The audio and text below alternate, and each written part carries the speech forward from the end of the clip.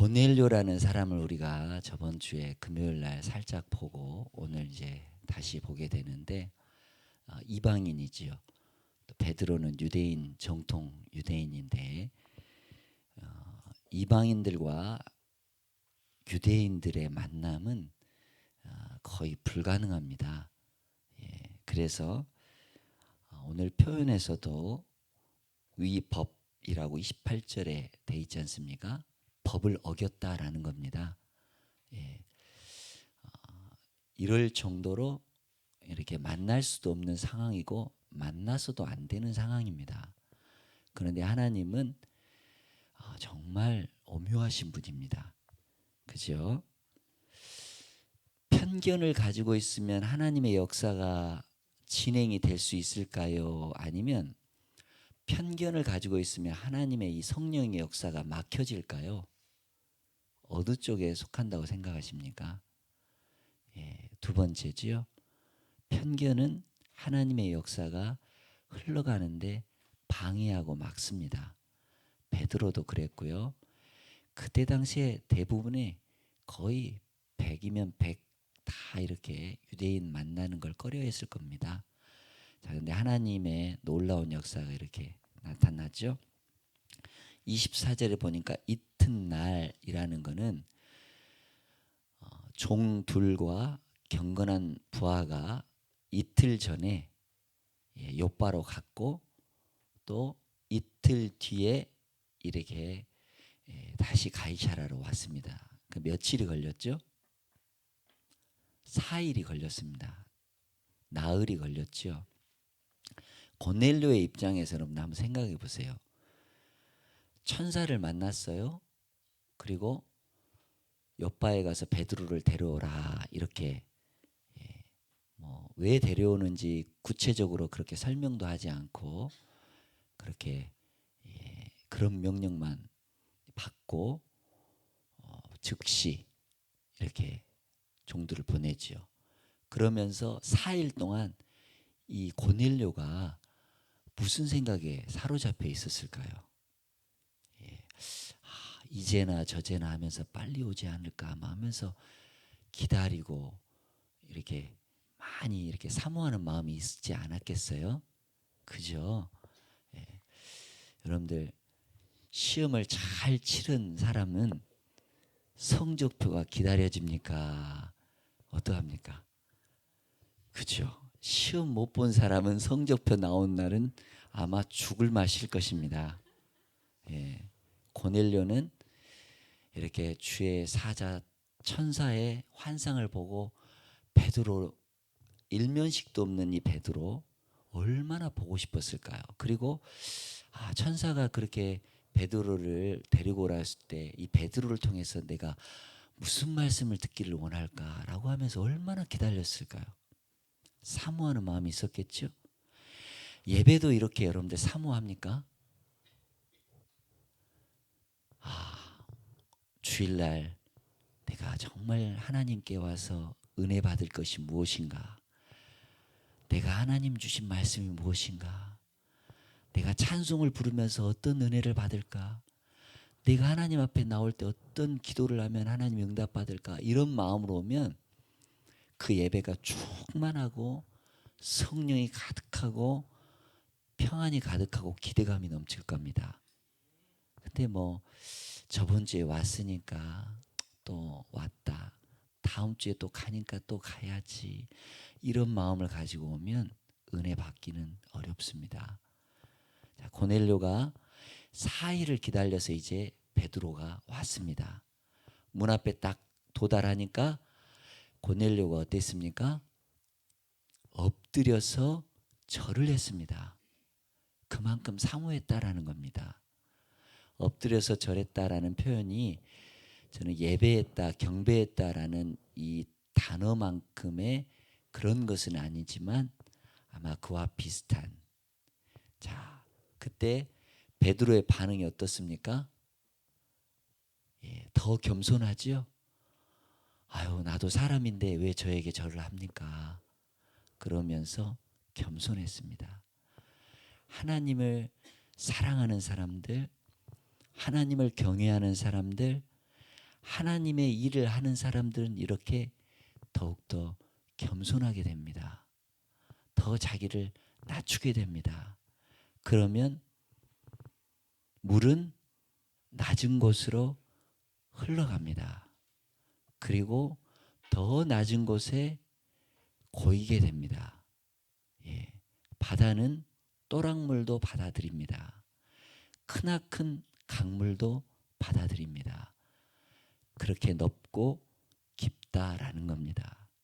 우리의 은혜의 깊이는, 우리의 은혜 받은 넓이는 얼마 되는가? 우리 한번 생각을 해봤으면 좋겠습니다. 다 포용하고 그리고 다 받아들이고, 그렇지만 비진리는 진리 앞에서 무릎을 꿇게 되기 때문에 우리는 진리를 가진 사람입니다. 비진리에 무릎을 꿇어서는 안 되겠지요. 우리가 진리를 가진 사람이기 때문에 이 비진리는 진리 앞에 당연히 여러분 무릎 꿇습니다. 세상을 비굴하게 살아갈 필요 없습니다. 그렇지만 당당하게 살아가야 됩니다. 또한 당당하게 살아가야 되지만 예수 믿는 사람은 겸손히 살아가야 됩니다. 그러면 많은 사람들이 여러분들 통해서 하나님을 칭송할 것이고 하나님께 영광을 돌릴 것입니다. 마태복음 5장 18절에 너희의 착한 행실을 보고 하나님 아버지께 영광을 돌리게 하라. 그렇습니다. 겸손한 사람은 그렇게 하나님께 영광을 돌리는 사람들입니다. 자, 이렇게 베드로와 고넬료가 극적인 이 만남을 하게 됩니다. 하나님이 얼마나 기뻐하셨을까. 이제 베드로가 묻습니다. 무슨 일로 나를 불렀느냐. 29절에 이야기를 하죠. 그리고 30절부터는 33절까지 이 고넬료가 자기가 만난 천사에 대한 이야기를 하게 됩니다. 그죠?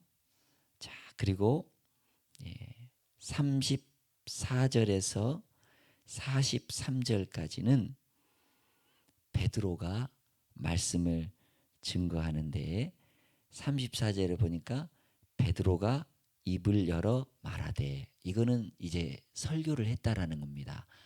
고넬료의 상황을 이렇게 들어보니까 자기가 이 보자기 한 상 3번을 본 것이 이렇게 서로 교차가 되는 거죠. 이렇게 하나님이 역사하셨구나. 이러려고 나에게 환상을 주셨구나. 이런 게 이렇게 느껴져 가는 겁니다. 그러면서 이제 설교하고 메시지를 증거하는데 첫 마디가 뭐냐면, 내가 참으로 하나님은 사람의 외모를 보지 아니하시고 각 나라 중 하나님을 경외하며 의를 행하는 사람은 다 받으시는 줄 깨달았다. 아마 이거는 유레카가 발견한, 야, 내가 발견했다. 이것보다도 더 아마 이 외침이 큰 외침이요 울림입니다. 이러려고 하나님이 이렇게 나에게 환상을 주셨구나. 이러려고 이렇게 이방인을 내가 만나게 하시는 하나님 은혜가 있었구나. 유대인에게 하나님은 전도하시려고 하시는 그 놀라운 계획이 있었구나. 이 정도 되면 여러분들 우리가 막 박수를 치면서 막 환호성을 쳐야 됩니다. 계속 기아 이 타이거즈가 연패하고 있는데 홈런을 쳐가지고 9회 투아웃에 역전을 시키면 막 관중들이 환호를 막 하는데, 이것보다 더 큰 환호를 우리는 여기서 해야 되는데 제가 이 말을 하는데 환호를 하는 사람이 한 명도 없습니다. 여러분들 이렇게 놀라운 일이 있는 겁니다. 여러분들 예수님을 만나면 극적인 일이요, 예수님의 사건, 부활의 사건은 너무나 극적인 은혜입니다. 근데 우리는 너무나 자주 들어가지고 자주 이렇게 보고 듣고 하니까 이 극적인 맛을 잃어버린 것 같아요. 여러분들 이런 극적인 맛을 늘 회복하시기를 축원합니다. 자, 그렇게 베드로가 선포한 메시지가 두 말씀으로 요약이 됩니다. 34절에서 36절에 보니까 하나님은 모든 나라의 하나님이시다. 우리 선민 유대인들에게만이 아니라 하나님은 하나님을 사랑하는 사람들에게는 모두 열려 있다. 모두 포용하신다. 누구누구의 하나님이 아니라 모든 하나님이다. 사람의 생각과 편견으로 갇혀 있을 분이 아니시다라는 것을 이렇게 베드로가 알게 됩니다. 그리고 37절에서 43절은 예수 그리스도는 모든 사람에게 구원을 베푸신다. 아멘. 그렇죠? 오늘 읽었던 말씀 너무나 중요한 말씀인데 우리 한번 38절 말씀 한번 읽어봅시다. 하나님이 나사렛 예수에게 성령과 능력을 기름 붓듯 하셨음에 그가 두루 다니시며 선한 일을 행하시고 마귀에게 눌린 모든 사람을 고치셨으니 이는 하나님이 함께 하셨음이라. 아멘. 하나님을 알기 전에는 누구의 종로를 타고 있습니까? 사단 마귀의 종로를 타고 있습니다. 그런데 예수님을 알게 된 순간 어떻습니까? 하나님이 고치셨습니다. 하나님이 치료하셨습니다. 구원을 주셨습니다. 예, 그죠? 그리고 43절에 보니까 예수님을 믿는 사람들에게는 그 이름을 힘입어서 죄 사함을 받습니다. 얼마나 놀라운 소식입니까? 복음이죠. 이 귀한 말씀을 베드로는 고넬료뿐만 아니라 고넬료가 초대한 친인척들 또한 자기 친구들 많은 사람들 모아서 베드로의 이 말씀을 듣게 된 거지요. 예, 여러분들 놀라운 일이 있었습니다. 말씀을 들으니까 그 말씀 듣는 모든 사람에게 성령이 임하셨습니다. 이거는 이방인 오순절 사건이라고도 할 수가 있겠습니다. 기도할 때도 성령이 임하지만 말씀을 들을 때도 성령이 오십니다. 그리고 우리가 찬송을 부를 때도 성령이 임하십니다. 그러니까 찬송을 인도하시고 찬양을 인도하시는 분들을 위해서는 특별히 더 기도를 많이 해줘야 됩니다.